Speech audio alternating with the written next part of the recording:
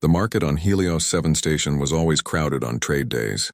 Taihan pushed through the masses of alien beings, his datapad clutched in one hand. He was looking for a dealer who sold rare metals. Nothing fancy, just business. Tai was a simple trader. He bought things cheap and sold them for a profit. It wasn't glamorous work, but it paid his bills and let him travel among the stars. That was enough for him. Around him, dozens of alien species haggled and shouted. Some had scales, some had fur, and some looked like walking plants. Tai had been doing this for 5 years now, ever since humanity joined the Galactic Assembly. He was used to being one of the smallest creatures in any room. Most aliens saw humans as weak. Tai didn't mind. Being underestimated had its advantages in trade negotiations. He stopped at a stall selling crystals from the outer rim. The merchant was a blob-like creature that communicated through color changes on its skin. Tai was about to make an offer when he heard a sound that made him pause. It was a small chirping noise.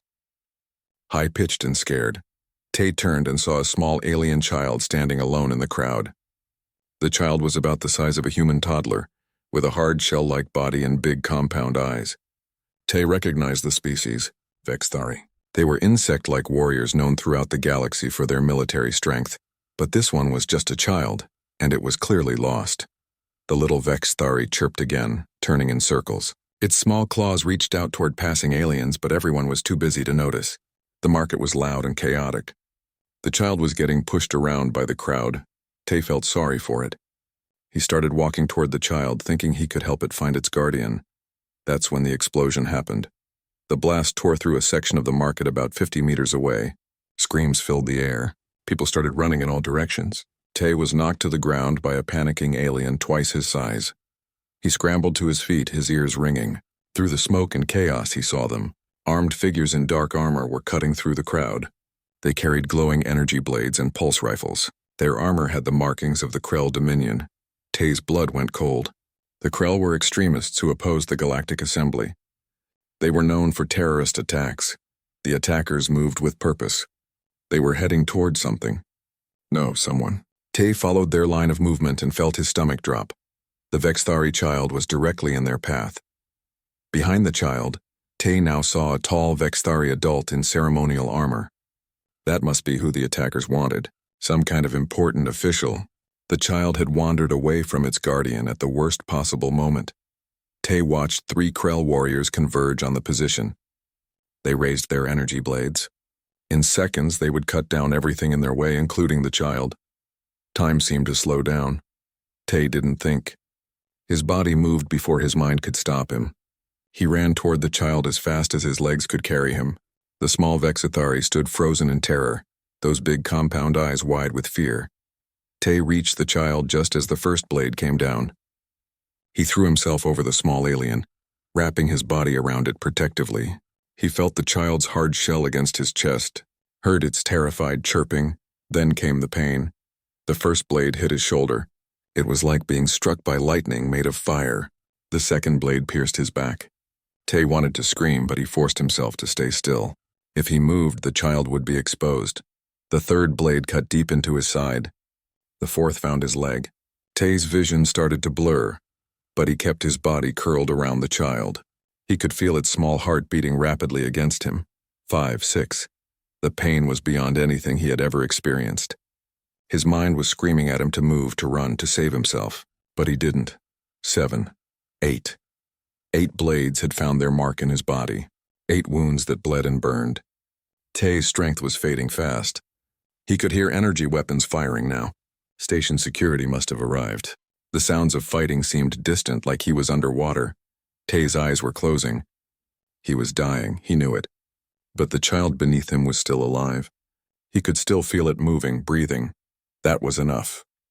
Through his fading vision, Tai saw the child's guardian reaching them. The tall Vexthari was screaming something in a language Tai didn't understand. Other Vexthari warriors in elaborate armor surrounded them, forming a protective circle. Someone was trying to pull Tai away from the child, but he couldn't make his arms move. Everything was going dark. The last thing he saw was the small Vexthari child looking up at him with those huge compound eyes. Then nothing. Taihan, a simple human trader who just wanted to buy some metals and go home, had taken 8 blades meant for an alien prince. He had thrown away his life for a child he didn't know, from a species he barely understood. He didn't know that 8 was a sacred number to the Vexthari. He didn't know that the child was royalty. He didn't know that his actions would shake the foundations of galactic politics. He only knew that a child was in danger, and he couldn't let it die. That was enough. The market fell silent as security forces secured the area. The Krell attackers were dead or captured, and in the center of the chaos, a small human lay bleeding from 8 wounds, while an alien prince chirped softly beside him, refusing to leave his side. Medical teams rushed forward. The Vexthari Guardian shouted orders in a commanding voice. They carefully lifted Tay's broken body onto a medical stretcher, the alien technology already working to keep him alive. As they carried him away, the small prince followed, still chirping. It was a sound of distress and gratitude mixed together, a sound that no translator could fully capture. The market on Helios 7 Station had seen many things over the years, but it had never seen anything like this. It had never seen a human take 8 blades for an alien child, and the galaxy would never be the same. Tayhan woke up to the sound of breathing, not his own breathing, something else. Multiple somethings. All around him his eyes felt heavy. Opening them took effort. When he finally managed it, he saw a ceiling that glowed with soft blue light. The patterns were strange, angular, unlike anything human-made.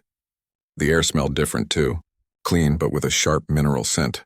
Tay tried to move and felt resistance. His body was encased in some kind of thick gel. It was warm and tingly against his skin. Medical equipment, he guessed, but far more advanced than anything he had seen before. Where was he? Slowly, carefully, Tay turned his head. That's when he saw them. Warriors. 12 of them. They stood perfectly still around his bed, forming a circle. Each one wore elaborate armor that seemed to be made of the same material as their shells. The armor gleamed with intricate patterns and symbols. Each warrior held a ceremonial blade. They were all Vexithari, and they were all staring at him. Tay's heart started beating faster. He tried to speak, but his throat was too dry. A mechanical arm extended from the medical bed and offered him water. He drank gratefully. One of the warriors stepped forward. This one was taller than the others, with markings on his armor that suggested high rank. His compound eyes reflected the blue light of the room. Tayhan, the warrior said.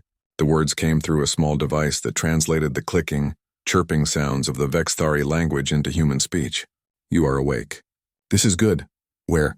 Tay's voice was rough. Where am I? You are on our homeworld, the warrior replied. You have been unconscious for 3 weeks. Your injuries were severe. Our medical technology has repaired the damage, but your body needed time to heal. 3 weeks. Tay's mind was spinning. He remembered the market. The child. The blades. So much pain. He looked down at his body through the medical gel. He could see scars where the blades had struck, but they looked old, fully healed. The child, Tay said suddenly. The small one. Is it okay? Something changed in the warrior's posture. If Tay didn't know better, he would have said the alien looked surprised. The prince is well, the warrior said. Thanks to you. Prince? Tay blinked. That was a prince? Yes, Prince Lixara, 3rd heir to the Vexithari throne. The warrior placed his clawed hand over his chest in what looked like a salute. I am Commander Victar, leader of the Blade Guard. These warriors with me are the elite protectors of the royal bloodline. We have served the throne for generations. Tay didn't know what to say. He had saved a prince, an alien prince. The enormity of it was too much to process. You did something remarkable, Tayhan, Victar continued. You took 8 blades that were meant for Prince Lixara. 8 blades into your own body. Do you understand what this means to us? I couldn't let a child die, Tay said weakly. 8 is our sacred number, Victar explained. We have 8 segments in our exoskeleton. 8 warrior virtues guide our lives. 8 sacred duties bind our honor. When you took 8 blades for the prince, you performed what we call the octave shield. It is our highest ritual of sacrifice. I didn't know, Tay said. I wasn't trying to do any ritual. I just reacted. That makes it more meaningful, Victar said. You acted without thought of reward or recognition. You gave your life, or so you believed, to save one of our children. No outsider has ever performed the octave shield. No outsider has ever demonstrated such honor. The medical gel around Tay began to drain away. The mechanical arms helped him sit up. His body felt weak but functional. The scars were there, but the pain was gone. By our law and by our honor, Victar said formally. You are now shield-blessed. The Blade Guard owes you a blood oath. We are sworn to protect you as we would protect our own prince. This oath cannot be broken. It lasts until death. Wait, Tay said, alarmed. I don't want— It is not a choice, Victar interrupted. But his tone was not unkind. It is our way. You saved our prince. We owe you everything. Before Tay could respond, there was movement at the door. A small figure entered the room. It was the child from the market. Prince Lixara. The little Vexthari approached the bed slowly. In its small claws it held something that glowed with soft light. A crystal of some kind carved with intricate symbols. The prince wishes to thank you. Victar translated as the child chirped softly. This is a royal favor. It marks you as family to the throne. You are now under the protection of the Vexthari Empire. The child placed the crystal in Ty's hand. It was warm to the touch. Prince Lixara looked up at him with those huge compound eyes, and Tay saw something in them. Gratitude, recognition, memory. The child remembered him. Tay felt a lump in his throat. You're welcome, little one, he said softly. Victar spoke again, and this time his tone was more serious. There is something you must know, Tayhan. The attack on the market was carried out by the Krell Dominion. They intended to assassinate several dignitaries, including Prince Lixara's guardian. You disrupted their plan, and, Tay asked, though he already knew where this was going. The Krell have declared you an enemy of their state. They have placed a bounty on your head, a substantial one. Many mercenaries and bounty hunters across the galaxy will be seeking you. Tay closed his eyes. Of course, nothing could ever be simple. How much? He asked. 5 million galactic credits, Victar said. It is one of the largest bounties ever placed on a single individual. 5 million. That was enough to buy a small fleet of ships. Tay wanted to laugh, but he was too tired. So I'm famous and hunted, Tay said. Great. You are honored and protected, Victar corrected. The Blade Guard will not allow harm to come to you. This is our oath. Tay looked at the 12 warriors standing around his bed. They hadn't moved the entire time he had been awake. How long had they been standing there? Days, weeks? I just wanted to buy some medals and go home, Tay muttered. Your life has changed, Victar said simply. You are no longer just a traitor. You are shield-blessed. You are family to the throne. You are, whether you accept it or not, a symbol. Prince Lixara chirped again and gently touched Ty's hand with a small claw. The gesture was unmistakably affectionate. Tay looked at the child, at the warriors, at the glowing crystal in his hand. His simple life was gone. He had thrown it away in a moment of instinct, a split-second decision to protect someone small and scared. He would do it again, he realized. Even knowing everything that came after, he would still throw himself over that child, because that's what you did. You protected the ones who couldn't protect themselves, even if they were alien princes, even if it cost you everything. What happens now? Tay asked. Now, Victar said, you rest, you recover, and then we face whatever comes together. The Blade Guard stands with you, Tayhan? Always. Tay nodded slowly. He was too overwhelmed to argue, too tired to protest. He lay back on the medical bed and closed his eyes. But sleep didn't come easily. Because somewhere in the back of his mind, Tay knew that his troubles were just beginning. The news spread faster than Tay could have imagined. Within days of his awakening, every species in the Galactic Assembly had heard about the human who took 8 blades for an alien child. News networks from 100 worlds broadcast the story. Social networks exploded with debates and discussions. Tay watched some of the broadcasts from his recovery room. It was surreal to see his face on screens across the galaxy. Some called him a hero. Others called him a fool. Many simply couldn't understand why he did it. Why would a human sacrifice itself for another species? One alien commentator asked. They have no natural armor, no enhanced healing, no combat advantages. Yet this one threw away its life for a creature it didn't even know. The behavior is irrational. Tay turned off the screen. Irrational, maybe it was. He didn't have a good answer for why he did it. He just did. A week after waking up, Tay received an important visitor. Ambassador Yunda, Earth's representative to the Galactic Assembly, arrived on the Vexthari homeworld. She was a middle-aged woman with sharp eyes and an even sharper mind. She had been negotiating humanity's place in galactic politics for over a decade. They met in a private room. Commander Victar and two Blade Guard warriors stood outside the door. They never left Tai alone anymore. Mr. Han, Yunda said, sitting across from him. You've created quite a situation. I didn't mean to, Tai said honestly. I know. That's the problem. She pulled out a datapad and showed him various reports. Do you know what's happening right now? The Vexithari have demanded that you be granted full citizenship in their empire. They want to make you the first non-Vexithari citizen in their history. The political implications are enormous. Tai frowned. I don't understand politics, Ambassador. I'm just a trader. You were just a trader, Yunda corrected. Now you're the most important human in the galaxy, whether you like it or not. She showed him more reports. The Galactic Assembly was in chaos. Some species supported the Vexithari position. Others opposed it. The Krell Dominion was using the incident to paint humans as dangerous and unpredictable. Trade negotiations had stalled. Border disputes were heating up, all because Tai saved a child. What do you want me to do? Tai asked. I want you to understand what you've done, Yunda said. The Vexithari are one of the most powerful military forces in the galaxy. They've been distant toward humanity since first contact. We've had minimal trade, minimal diplomatic relations. They saw us as weak, insignificant. And now you've demonstrated something they value more than strength. Honor. Sacrifice. You've done something that no Vexithari warrior expected from a human. You've changed how they see us. How many species see us? Yunda leaned forward. But it cuts both ways, Mr. Han. Some species are frightened of humans now. They think we're irrational, that we can't be predicted or controlled. The Krell are using that fear. They're saying that humans are dangerous, that we disrupt the natural order. I just saved a child, Tai said, frustrated. I know, and that's exactly what makes this so complicated. Yunda sighed. Look, I'm not here to blame you. I'm here to help you understand what comes next. You're going to be under intense scrutiny. Scientists want to study you. Psychologists want to interview you. Politicians want to use you as a symbol. I don't want to be a symbol. Too late. Yunda's expression softened slightly.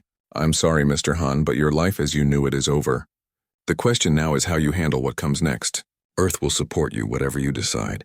But you need to be prepared. Over the following weeks, Tai met with various officials and scientists. One of them was Dr. Kira Hyun, a human xenopsychologist who specialized in interspecies relations. She was younger than Tai expected, enthusiastic and curious. Can I ask you something? She said during one of their sessions. When you saw the child in danger, what went through your mind? Nothing, Tai admitted. I didn't think. I just moved. That's what I expected, Dr. Kira said, making notes. Do you know what other species are calling this? They're calling it the human paradox. You're physically one of the weakest species in the assembly. No armor, no claws, no enhanced senses. Yet you threw yourself into lethal danger for someone else's child. Most species can't reconcile that. Why not? Because for most species, self-preservation is the primary instinct. Protecting your own genetic line is secondary. Protecting another species' offspring. She shook her head. That's almost unheard of. The Vexithari do it, but only within strict honor codes. The Krell would never do it. Many species see your behavior as a glitch, an evolutionary mistake. What do you think? Tai asked. Dr. Kira smiled. I think it's humanity's greatest strength. We're empathetic. We care about others even when it doesn't benefit us, even when it hurts us. That's not a weakness, Mr. Han, that's power. The galaxy just doesn't recognize it yet. But not everyone saw it that way. The Krell Dominion increased the bounty on Tai's head to 10 million credits. They released propaganda videos calling him a criminal, a disruptor, a symbol of human interference in galactic affairs. Several mercenary groups announced they would collect the bounty. The Blade Guard's presence around Tai intensified. Commander Victar personally oversaw his protection schedule. 4 warriors accompanied Tai everywhere. When he slept, they stood guard outside his room. When he ate, they watched the doors. It was suffocating. One evening, Prince Lixara visited again. The small prince had been coming regularly, bringing gifts and sitting quietly near Tai. They couldn't communicate well without translators, but they had developed a comfortable silence. This time, the prince brought a small book. Through a translator device, the prince explained that it was a history of the Vexithari people. He wanted Tai to understand why 8 blades mattered so much. Tai read the book over the next few days. He learned about the 8 warrior virtues: courage, Honor, sacrifice, loyalty, discipline, wisdom, strength, and compassion. He learned that the octave shield was mentioned in ancient texts, but nobody had performed it in over 1,000 years. He learned that by taking 8 blades, he had fulfilled all 8 virtues simultaneously. No wonder the Vexthari were treating him this way. But the more Tai learned, the more isolated he felt. He missed his simple life. He missed his trading routes, his small ship, his business partner Jin Wu. He missed being anonymous. Ambassador Yunda visited again with more news. The Galactic Assembly had scheduled an emergency session to discuss the human question. The Vexithari were demanding special status for Tai. The Krell were demanding he be arrested and handed over. Other species were taking sides. It's gotten out of control, Yunda said. You've become a symbol for a much larger debate. What kind of species should have power in the galaxy? The strong? The honorable? The empathetic? I didn't ask for any of this, Tai said quietly. I know, but sometimes history doesn't ask permission. It just happens. And you, Mr. Han, are standing at the center of it. That night, Tai stood on a balcony overlooking the Vexthari capital city. The architecture was beautiful and alien, all sharp angles and bioluminescent lighting. In the distance, he could see training grounds where young Vexithari warriors practiced with blades. Commander, Victar joined him on the balcony. You seem troubled, the commander said. I feel like I'm trapped, Tai admitted. I saved a child. That should have been the end of it. But now I'm caught in politics and wars and debates. I didn't want any of this. Yet you have it, Victar said. Tell me, Tai-Han, if you could go back to that moment in the market knowing everything that would follow, would you still save the prince? Tai didn't hesitate. Yes. Then you understand, Victar said simply. Some actions are worth the consequences. This is what honor means. Not glory, not reward. Simply doing what must be done regardless of the cost. Tai looked at the alien warrior. Your people have that too. The 8 virtues? Yes, but we must train for years to embody them. You did it in a moment, without training, without thought. That is why you are shield blessed. That is why the galaxy cannot look away from you. In the distance, Tai heard the sound of young warriors training. Their blade strikes echoed through the night. He thought about that child in the market, small and scared and alone. He would do it again. 1,000 times over, he would do it again, even if it cost him everything. 3 months after the market attack, Tai tried to go back to his old life. It was impossible. His small trading ship was gone, destroyed in the attack. The Vexthari had given him a new ship, larger and more advanced. But they had also installed a permanent security team on board. 4 Blade Guard warriors lived on his ship now, rotating in shifts to protect him. Commander Victar had explained it was necessary. The Krell bounty had attracted attention from across the galaxy. Assassins, mercenaries, and extremists all wanted to collect. The Blade Guard would not risk Tai's life. Tai appreciated the protection. He really did. But he missed privacy. He missed being able to eat breakfast without armored warriors watching the door. He missed sleeping without knowing someone was standing guard outside. His business partner, Jin Wu, met him at a trading station near the border of human space. Jin Wu was an old friend, someone Tai had known since before joining the Galactic Assembly. They had built their trading company together from nothing. But when Jin Wu saw Tai step off the ship surrounded by Vexthari warriors, his expression was complicated. They met in a private room at the station. The Blade Guard waited outside. You look good, Jin Wu said. Healthy. Thanks. Tai sat down heavily. How's business? Jin Wu laughed, but it wasn't a happy sound. Business is chaos, Tai, complete chaos. We've had 3 competing companies try to buy us out. 2 religious groups showed up at the office wanting to meet you. The Earth government sent inspectors to check our records. And don't get me started on the death threats. Death threats? Tai felt his stomach sink. Some humans think you're a traitor, Jin Wu explained. They say you chose aliens over your own kind. They say you're making humans look weak by needing alien protection. It's stupid, but people believe it. Tai put his head in his hands. I just saved a child. I know, brother. I know. Jin Wu's voice softened. But you're famous now. And fame brings problems. Look, I'm not angry with you. You did the right thing. But our simple trading business? That's gone. We can't operate normally anymore. Every deal we make, people question if we have special Vexthari connections. Every port we visit, someone wants to meet the hero who took 8 blades. What do you want to do? Tay asked. Honestly, I think we should dissolve the company. Start fresh with something new, something that doesn't have your name attached to it. Jinwoo looked apologetic. I'm sorry, Tay, I wish things were different. Tay understood. He couldn't blame his friend. It's okay. You didn't ask for this either.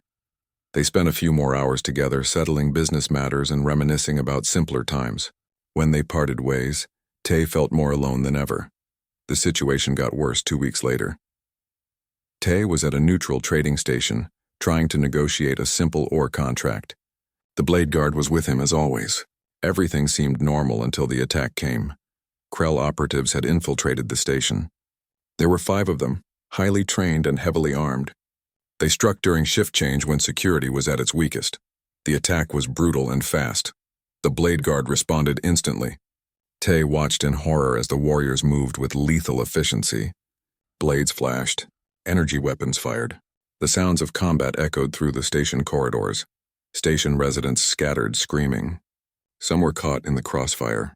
Tay saw a merchant get hit by a stray shot, saw someone's cargo explode, sending debris everywhere.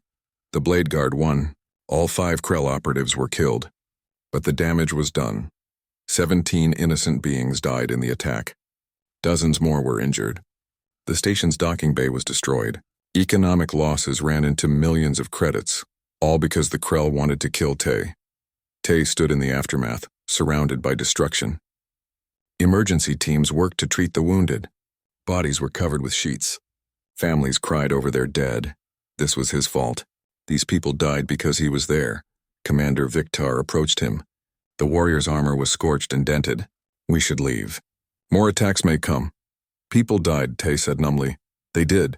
The Krell are responsible for those deaths, not you. But they came because of me. They attacked because I was here. Tay looked at the commander. How many more will die? How many more attacks will there be? Until the Krell are stopped, the attacks will continue, Victor said. This is the nature of warfare. Innocents suffer. It is unfortunate, but it is reality. I can't accept that. Tay's voice was shaking. I saved 1 child. Now dozens are dead. How is that right? The blood oath binds us to protect you, Victor said firmly. We will not break it. We will not abandon you. This is our honor. What about my honor? Tay demanded. What about my choice?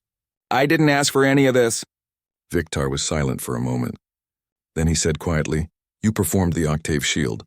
You accepted the consequences when you threw yourself on those blades. There is no going back, Taihan. There is only forward. Tay wanted to argue, but he had no words left. He let the blade guard escort him back to his ship. They left the station behind along with its dead and wounded. That night, Tay couldn't sleep. He kept seeing the faces of those who died, kept hearing the sounds of the attack, the screams, the explosions. He had saved a child. That was supposed to be good. But now people were dying because of him. Days passed in a blur. Tay barely ate, barely spoke. The blade guard watched him with concern, but they didn't know how to help. Human grief was foreign to them. Ambassador Yunda contacted him through a secure channel. She had heard about the attack. Mr. Han, I'm told you're not doing well. People died because of me, Tay said. People died because the Krell are murderers. Yunda corrected. Don't take their guilt onto yourself. How can I not? If I wasn't there, those people would still be alive. If you weren't there, Prince Lixara would be dead. The Krell would have succeeded in their assassination. The political instability would have led to war. Thousands, maybe millions would have died in the conflict. You stopped that. You don't know that, Tay said. Neither do you. None of us can see all the consequences of our actions. We can only do what seems right in the moment. Yunda's voice was gentle. You're carrying a burden that's too heavy for one person. You need help. She arranged for Tay to speak with Dr. Nasol, a human counselor who specialized in trauma. The sessions were conducted over secure video calls. Dr. Nasol was an older woman with kind eyes and a calm voice. She didn't judge Tay, didn't tell him he was wrong to feel guilty. She just listened. What you're experiencing is survivor's guilt, she explained. It's common in situations where someone survives while others don't. You feel responsible for deaths that weren't your fault. But they came because of me, Tay insisted. They came because the Krell chose violence. You didn't make that choice. You didn't fire the weapons. You didn't plan the attack. You were simply there trying to live your life, I should have hidden, stayed away from public places. Then those people would still be alive. And where does that logic end? Dr. Nassel asked. Should you never leave your ship? Never interact with anyone? Spend the rest of your life in isolation because you're afraid someone might attack you? Tai didn't have an answer. Let me ask you something, Dr. Nassel continued. If you could go back to that moment in the market, knowing everything that would happen, the fame, the bounty, the attacks, all of it, would you still save Prince Lixara? Tai thought about it. Really thought about it. He saw the child's face in his memory. Those big scared eyes, that small body frozen in fear. Yes, he whispered, I would still save him. Then you understand something important. You made a choice to value one life over your own safety. That choice was good and right. The consequences that followed weren't your fault. The Krell's choice to hunt you, to attack innocents, that's on them. Not you. Over the following weeks, Tai slowly began to process his guilt. It didn't go away completely. He still felt the weight of those deaths. But he learned to separate his actions from the Krell's actions. He learned that he couldn't control everything, couldn't prevent every tragedy. He learned that being a hero didn't mean being perfect. It meant doing the right thing and living with the consequences even when those consequences were painful. Prince Lixara visited him during this time. The small prince didn't say much, just sat beside Tai and kept him company. Sometimes that was enough. One evening, Commander Victar spoke to him privately. You are stronger than you know, Tai-Han, the commander said. Many warriors break under less weight. But you endure. This too is a form of courage. I don't feel courageous, Tai admitted. Courage is not the absence of fear or doubt. It is moving forward despite them. You are still here. Still fighting. That is what matters. Tai looked at the alien warrior. Will this ever end? One day, perhaps. Until then, we stand with you. The Blade Guard does not abandon its own. Tai nodded slowly. He was learning to accept that his life would never be simple again. He was learning to carry the weight of being a symbol, a hero, a target. It was hard, but he was still alive. Prince Lixara was still alive, and somehow that had to be enough. 6 months after the market attack, things got worse. The Krell Dominion stopped targeting just Tai. They began attacking human ships across the galaxy, trade vessels, passenger transports, even medical ships. They framed it as retaliation for what they called human interference in galactic affairs. 3 human ships were destroyed in the first week. 78 people died. The galaxy watched as tensions escalated. The Vexthari threatened war if the attacks continued. Other species took sides. Some supported the Krell's right to defend their interests. Others condemned the attacks on civilians. The Galactic Assembly became a battleground of words and politics. Tai watched the news with growing horror. This was all because of him. Because he saved a child. Because he couldn't just look away when someone needed help. Ambassador Yunda called an emergency meeting. Tai was summoned to Earth. The journey home was strange. Tai hadn't been to Earth in years. When his ship entered orbit, he saw the blue planet that humanity called home, and he felt a deep ache in his chest. He missed this place, missed the simplicity of being just another human among billions. But those days were gone. A government transport took him to the Global Assembly building in Geneva. The Blade Guard came with him, of course. Commander Victar and 3 warriors. They drew stares everywhere they went. In a secure conference room, Tai met with Earth's leadership. Ambassador Yunda was there. So was General Hai Min, commander of Earth's defense fleet. Several civilian representatives from different regions. And surprisingly, Jinwoo and Dr. Nassal, General Hai Min, spoke first. She was a stern woman with gray hair and sharp eyes. Mr. Han, I'll be direct. Humanity is being drawn into a war we're not prepared for. The Krell have superior numbers and technology. If this escalates to full conflict, Earth could be devastated. I didn't want this, Tai said quietly. I know.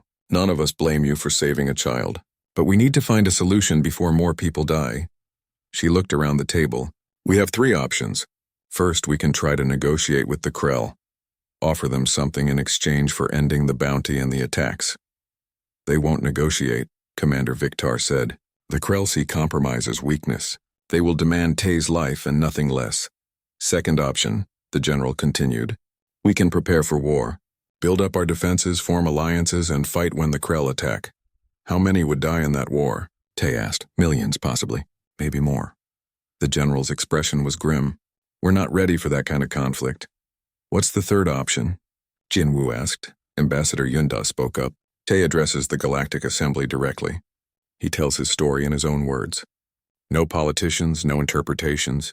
Just a human explaining why he did what he did. How would that help? Tay asked. Because right now you're a symbol. Everyone projects their own meaning onto you. The Krell say you're a dangerous radical. Some species say you're an anomaly. Others say you're a hero. But nobody has heard from you directly. Nobody knows who you really are.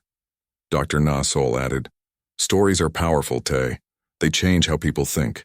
If you can make the assembly understand your perspective, if you can help them see the humanity in what you did, it might change the political landscape. Or it might not work at all, General Hai Min said bluntly. But it's better than the alternatives. Tay sat in silence thinking. He wasn't a speaker, wasn't a politician. He was just a trader who made a split-second decision. What could he possibly say that would matter? But he thought about those 78 humans who died, thought about the families who lost loved ones, thought about the war that might come if this continued. I'll do it, he said. The speech was scheduled for 2 weeks later. Those 2 weeks were a nightmare of preparation. Speechwriters tried to craft statements for him. Political advisors gave him talking points. Media trainers taught him how to stand, how to gesture, how to speak clearly. Tay ignored most of it. On the night before the speech, he sat alone in his quarters. Well, not completely alone. The blade guard was outside, as always. But he had privacy to think. Prince Lixara had sent him a message. The young prince had recorded it himself, speaking in halting but understandable human language. He had been practicing. Taihan, the prince's translated voice said, Tomorrow you speak to everyone. I want you to know. I remember being scared. I remember the blades falling.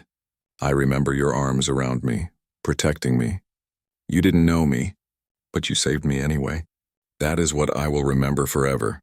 Not politics, not war, just, you saved me. Tay played the message 3 times. Then he deleted all the prepared speeches and talking points.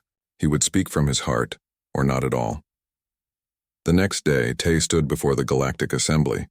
The chamber was enormous, designed to hold representatives from hundreds of species. Thousands of beings filled the seats, their forms and sizes varying wildly. Cameras broadcast the proceedings to billions across the galaxy. Tay walked to the central platform, accompanied by Commander Victar. The Blade Guard warrior stood to the side, a silent presence of honor and protection. Ambassador Yunda introduced him. Then the chamber fell silent. Tay looked out at the assembled aliens. He saw the Vexthari delegation, with Prince Lixara's guardian watching intently. He saw the Krell representatives, their faces twisted with hatred. He saw hundreds of species he didn't recognize, all waiting to hear what he would say. He took a breath and spoke. My name is Taihan. 6 months ago, I was a trader. I bought metals and sold them for profit. It wasn't exciting work, but it was my life. I was content. His voice echoed through the chamber. The translation systems broadcast his words in hundreds of languages simultaneously. Then I went to a market on Helios 7 station. I was looking for a supplier. Nothing special, just business. While I was there, I saw a child. A small child from a species I barely knew. The child was lost, scared, alone in a crowd. Tay paused, remembering. I felt sorry for that child. I was walking toward it, thinking I could help it find its guardian. Then the attack came. Armed terrorists with blades and guns. They were cutting through the crowd, heading toward someone important, and that child was in their path. The chamber was absolutely silent. I didn't think about politics, didn't think about honor codes or diplomatic relations. I didn't even think about dying. I just saw a child who was about to be killed, and I couldn't let that happen. So I threw myself over that child and took the blades that were meant for it. Tay looked directly at the Krell delegation. 8 blades. I took 8 blades. I expected to die. I thought that was the end of my story. But I survived. And then I learned that the child I saved was a prince. That 8 blades meant something sacred to his people. That my actions had consequences I never imagined. He turned, addressing the full assembly now. I've been called many things since that day. Hero, fool, symbol, threat. But I want to ask you all something. Put yourself in my position. You're in a market. You see a child in danger. You have seconds to decide. Would you act? Or would you calculate the political consequences first? Tay's voice grew stronger. If you would save the child, then you understand why I did what I did. You understand that some things matter more than politics or species or personal safety. And if you wouldn't save the child, then I have to ask, what does that say about you? A murmur went through the assembly. Some beings shifted uncomfortably. Others nodded. I'm not special, Tay continued. I'm not some kind of exceptional human. Any human in my position would have done the same thing. We protect the vulnerable.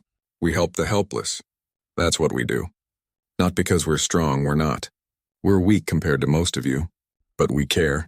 We care about others even when it costs us everything. Tay looked at Prince Lixara's guardian. I would do it again. Knowing everything that came after, the fame, the bounty, the attacks, the deaths, I would still save that child. Because at the end of the day, that child is alive. And that matters more than anything else. He turned back to the full assembly. The Krell have placed a bounty on my head. They've attacked human ships and killed innocent people. They say I'm a threat to their interests. Maybe I am, because I represent something they can't control. Compassion, empathy, the belief that all life, regardless of species, has value. The Krell delegates were standing now, shouting protests. But Tay kept speaking, his voice cutting through the noise. You can support the Krell if you want. You can say that humans are dangerous because we care too much. You can say we're irrational because we protect others. But ask yourselves, what kind of galaxy do you want to live in? One where the strong dominate the weak? Or one where strength means standing up for those who can't stand up for themselves? Tay stepped back from the podium. That's all I have to say. Thank you. The chamber erupted. Some species applauded. Others argued loudly. The Krell delegation walked out in protest. But Tay had said what he needed to say. Over the following days, the speech spread across the galaxy. It was analyzed, debated, shared billions of times. But more importantly, something changed. Species that had remained neutral began speaking out against the Krell's attacks on civilians. Several prominent organizations condemned the bounty on Tai's head. Even species that disagreed with human philosophy acknowledged that targeting innocent traders and passengers was wrong.